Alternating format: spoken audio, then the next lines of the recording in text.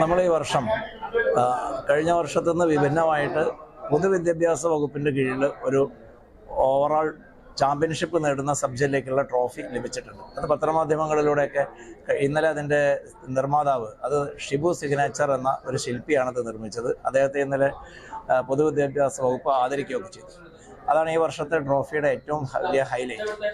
പിന്നെ 27 sub ജില്ലകൾക്കുള്ള rolling ട്രോഫികൾ, അതിൽ ഏറ്റവും കൂടുതൽ പോയിന്റ് നേടുന്ന ഹയർ സെക്കൻഡറി, ഹൈസ്കൂൾ, UP സ്കൂളുകൾക്കുള്ള ട്രോഫികൾ, അതുപോലെ 27 റോളിംഗ് ട്രോഫികളും നമ്മൾ തയ്യാറാക്കിയിട്ടുണ്ട്. 1210 കുട്ടികൾക്ക്, ഫസ്റ്റ് A ഗ്രേഡ് നേടുന്ന 1210 കുട്ടികൾക്കുള്ള ഇൻഡിവിജ്വൽ ട്രോഫികൾ നമ്മൾ തയ്യാറാക്കിയിട്ടുണ്ട്. ഇത്രയും കാര്യങ്ങളാണ് ട്രോഫി വിഭാഗവുമായിട്ട് ബന്ധപ്പെട്ട് സംഘടിപ്പിക്കുന്നത്. മാത്രമല്ല വേറൊരു പ്രധാനമായിട്ടുള്ളൊരു പ്രത്യേകത, ഈ ട്രോഫി റൂമിനോട് ചേർന്നിട്ട് ഒരു ഫോട്ടോ സെഷൻ ഏരിയ ഉണ്ട്. അപ്പോൾ കുട്ടികൾക്ക് റിസൾട്ട് അറിഞ്ഞ് വന്നു കഴിഞ്ഞാൽ അവിടെ നിന്ന് തന്നെ ഫോട്ടോകൾ എടുക്കുന്നതിനും ക്യാമറയും മറ്റ് സൗകര്യങ്ങളും അവിടെ ഒരുക്കിയിട്ടുണ്ട്. നേരെ ഫോട്ടോ സെഷൻ, അവിടെ മനോഹരമായിട്ടുള്ള ഒരു റൂം സെറ്റ് ചെയ്തിട്ടുണ്ട്, ഒരു പവലിയൻ, ഒരു പ്ലാറ്റ്ഫോം. ആ പ്ലാറ്റ്ഫോമിൽ ഫോട്ടോ എടുത്ത് പോകാനുള്ള ഒരു സെൽഫി കോർണർ പോലെയുള്ള ഒരു ഏരിയ നമ്മൾ ട്രോഫിയുടെ ഭാഗമായിട്ട് സെറ്റ് ചെയ്തിട്ടുണ്ട്.